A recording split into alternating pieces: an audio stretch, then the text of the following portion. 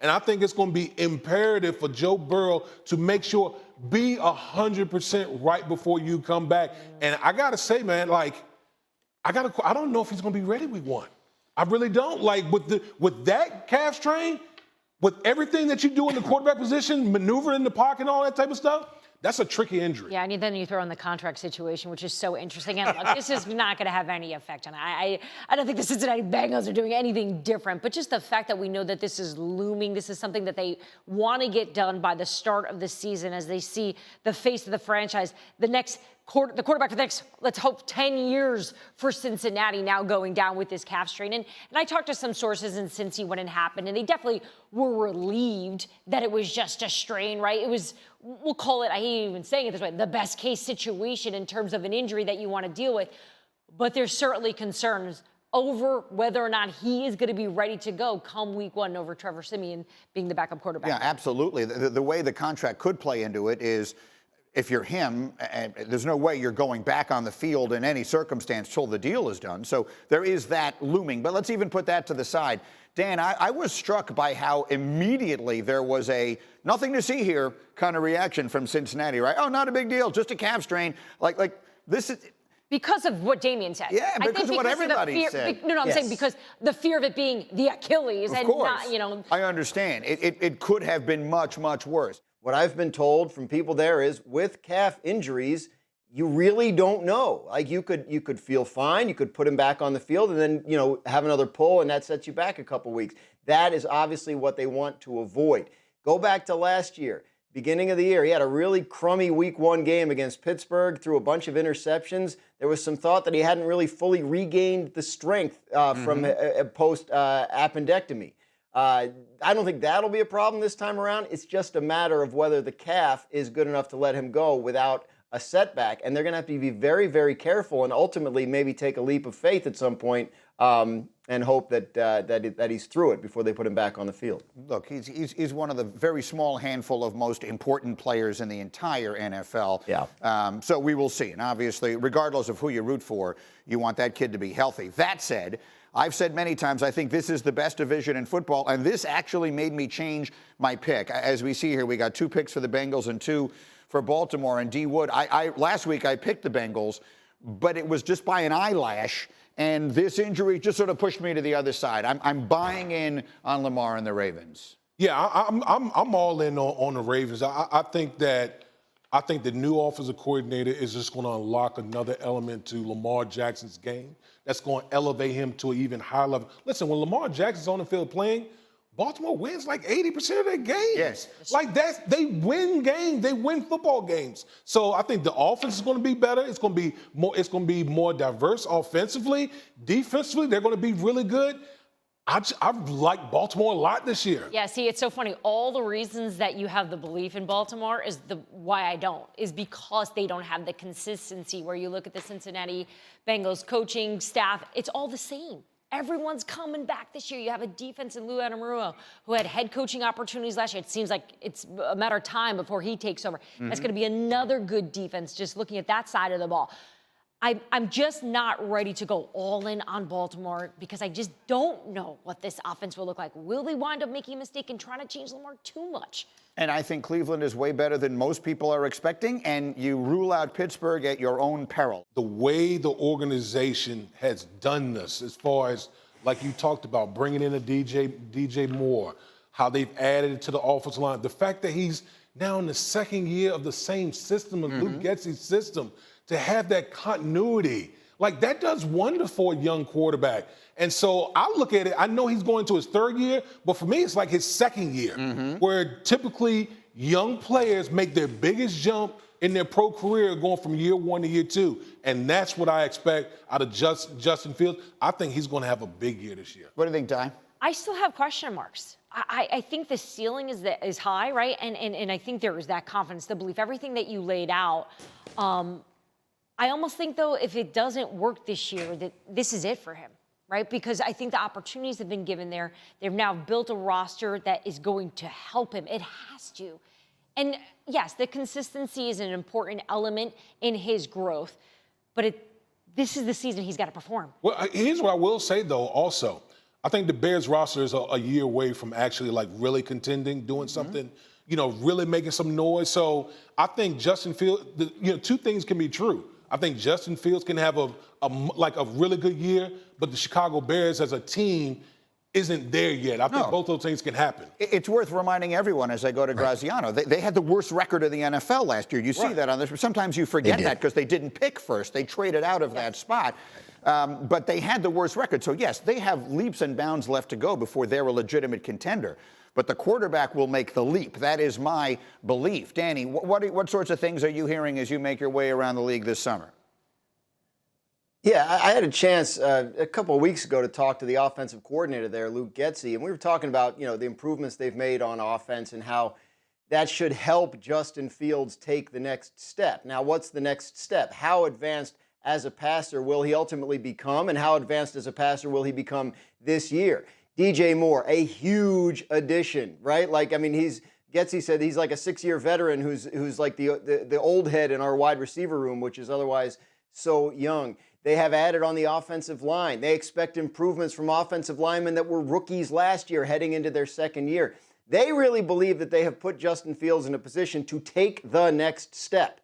I think the idea of him popping and becoming a superstar, and having like a Lamar Jackson, Patrick Mahomes breakout kind of year is probably far-fetched given what this Bears roster is. But I do think they expect to see improvement in him as a passer. So brilliant as a runner last year. They don't want to lean on that for his entire career. It's going to get him hit too much. So I think they feel like the next step is certainly within reach, and they have high hopes for him long term. Let's pull the tape of last year when we were talking about Jalen Hurts. It's exactly what Dan just said, right? Jalen Hurts can run. He's got the weapons now. Can they put it together? And look at that gigantic step Jalen Hurts just took. Well, that was the whole point of the piece, But I will say this. Jalen Hurts' infrastructure as a team is much better than what Justin Fields has their O-line, D-line, exactly. They're built tremendously compared to the Chicago Bears. But individually, in terms of understanding everything that's happening, the speed of the game, the passing game, all of that adjusted and changed. And Jalen Hurts even looked more instinctive. I don't even know how you coach that, but that's how he looked this past year. And look, maybe that's a difficult comparison, pressure to put, or expectation to put on Justin Fields at this point, because Jalen Hurts took such a big leap. But I think even take half of it, 75% of it, and he could be successful. Look, this guy has been diminished inexplicably to me so many times. He was the #1 prospect in high school ahead of Trevor Lawrence.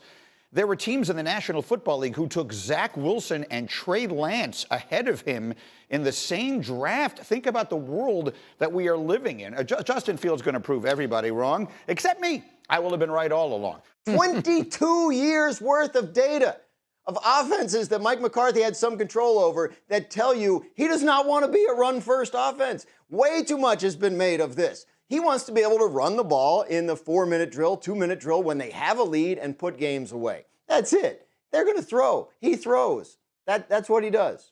I've gotten Graziano worked up very early in the morning on the West Coast. He's sweating. You know who I apologize to? I apologize to whoever is in the hotel room next to you there, Graziano, who you've now unquestionably awakened. I actually think the Chargers stay here. I hope I'm not messing up Justin Herbert's sleep or something. Yeah. Good morning, Justin. We hope that you're enjoying the show so far. How about it? What? This offense, in terms of going from Kellen Moore to Mike McCarthy, from having conversations with people in Dallas, you're gonna see a little change. You're not seeing this gigantic glow-up makeover of an offense. It's going to look very similar to it how it has in the past. That being said, Dan touched on it. It's about running the ball in the right situations. This is going to be a team that's going to give the ball to the playmakers, CeeDee Lamb, Tony Pollard, and try to protect the ball and take care of the ball. That's pretty much the headline for the Dallas Cowboys offense at this point.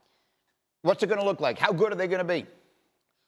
Listen, you don't trade for Brandon Cooks if you're not going to sling that peel all over the field. That's just what it's going to be. Thank you. And the big problem with Dallas, I said it in the first hour, big problem with Dallas last year, outside of CeeDee Lamb, no one can separate. That's why you go trade for a wide receiver, because they intend on throwing the football. They have Tony Pollard. They have Brandon Cooks. They have CeeDee Lamb. Michael Gallup is another year removed from the ACL, so he should be a lot better. They're going to throw the football. This isn't the Tennessee Titans coming in here and they're just going to be running all day long, handing it over to Pollard, who, look, he had a really heavy workload last year. That was the most touches he got. They're not going to be putting that much on him this year because of the fact that they have those options on the outside. No, and they're doing it in camp. They also don't have the options on the inside. I mean, Zeke Elliott has been the guy running between the tackles. Who's doing that now? It's not going to be Tony. It's not going to be Deuce Vaughn. I mean, we just watched this video yesterday. I mean, I think that would be a difficult role for him to try to play in that offense. And so, like, I actually still think that they might need that. They have Ronald Jones got suspended for the first 2 games now, so obviously that they won't have him for the first 2 weeks when they will play the New York back-to-backs. They play the Giants and the Jets those first 2 weeks. So the Cowboys are going to be an interesting team to watch this year. And as Graziano has been saying for months, it is not going to be the old school offense. So look, this has been a two-way street. Aaron Rodgers has been terrific, and the Jets have given him some freedom and some input. Rodgers telling Peter King in an interview, I enjoy coming to Robert Saleh with ideas, or as maybe in a consultant role, like, hey, I've been other places, I see this, I see that, and just him being kind of wide open, and maybe we disagree. I respect the hell out of him when he's like, well, I hear what you're saying, but I think I'm going to do it this way. I love his openness to critically think about the stuff I'm saying or another group of guys might say to him. So let's dive into this here, and Dan Graziano was up with us early this morning from the West Coast, and we have a million things from Danny, but let's start with this. I think people see this, and they see the word consultant, and they think to themselves, oh, Aaron Rodgers now thinks he has some official role. This is much the same. Like, the bottom line of it is this. They're listening to what he thinks, right? They're consulting with him because it makes sense, because he is a football genius, and you don't get him just because he throws good passes. Correct. You get him because he knows how to win. We're seeing video from training camp of him instructing players, talking to coaches. The word collaboration is a word I hear coming out of Florham Park a lot, that he is working together. And Robert Saleh's strength is his vulnerability, his openness, and his ability to have this communication. He's a type of coach, it's that open door policy, and this is working. I think people want to poke holes in this. They want to say, look at this quarterback coming in, trying to run it the way he wants to do, and everybody has to bow down. Yeah, that's how it's working. And that's going to prove to have success because he knows what he's doing. There are a lot of people in that building who've never been around a quarterback like Aaron Rodgers, including Robert Saleh. So he's doing the right thing by doing this. I mean, 90% of the players who ever played in the NFL have never been around a quarterback like him. He's one of the best that ever did it. You were there the other day. And again, D. Wood, for those who don't know, a former Jet, and you're still very close, and you were at training camp the other day. What vibe are you getting out of this Rodgers? Immaculate. I mean, it was just a lot of, it was so much energy. Obviously, I was there when Dalvin Cook was taking his visit, and the fans were all in it. All the players in the organization, everyone just seemed like they were, reaching out and kind of, welcoming him in and just kind of just having dialogue between themselves and Dalvin Cook. Right. And obviously, you could just see the energy that Aaron Rodgers, brings to that, not only to the team, but the whole organization, the whole building. I think Aaron Rodgers has had an impact on the whole building over there. So again, when you're talking about a, 4-time league MVP, first ballot Hall of Famer, absolutely, you're going to be in a collaborative mode with someone who's done it at the highest of highest levels in the National Football League. And Dan Graziano, I mean, if I had a dime for every time you and I have sat on this set psychoanalyzing Aaron Rodgers in Green Bay, we would both have a lot of dimes. But the bottom line of it is, this makes sense to me, right? One of the things Rodgers felt was unloved, underappreciated for whatever reason. Maybe that is just sort of part and parcel of his personality. I think the Jets have done a very good job of making him feel appreciated and loved, and I think that is the right strategy when you bring a guy like him in. No question about it, Greeny. And look, Robert Saleh and Packers coach Matt LaFleur are extremely close friends, like in each other's wedding party level friends. So Saleh has the playbook. He knows. He was watching closely, and he certainly talked to people on the Packers staff about managing Rodgers and what it was that Rodgers was upset about. Remember, I mean, he came to training camp a couple of years ago with his whole list of grievances about how the team never listened to him, about personnel decisions, all this kind of stuff. So obviously, if you're the Jets and you bring him in, and you really need this to work, and you need it to work right away, you're going to make sure you don't repeat. I don't know whether those were mistakes by the Green Bay front office, but you're going to at least make sure, because you know this is a guy who, at least if you're not going to listen to him, you need to make sure he feels like you're at least willing to listen to him. And obviously the Jets are doing that. Look, I hear give and take too, right? This started from when the Jets were courting him and they had that conversation with him before the trade was official. What are some things we can do for you? Who are some players you like? Who are some play callers you like, right? Nathaniel Hackett had already joined the team, but then he was able to have his, we'll call them his friends, come join the New York Jets. They put that effort forward. They made an effort to try to get Odell Beckham Jr. They were close to getting Odell, right, before everything changed. And then you see Aaron Rodgers take a pay cut. I don't necessarily think that was Aaron Rodgers being nice out of the goodness of his heart because he wants to be a good person.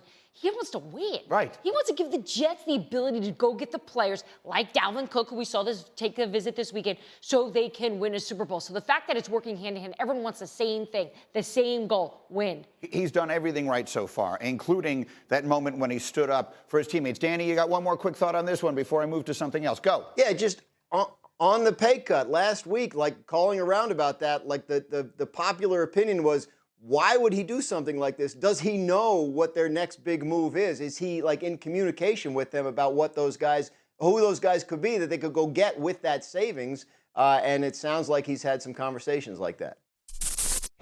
Thank you for watching ESPN on YouTube. For live streaming sports and premium content, subscribe to ESPN+.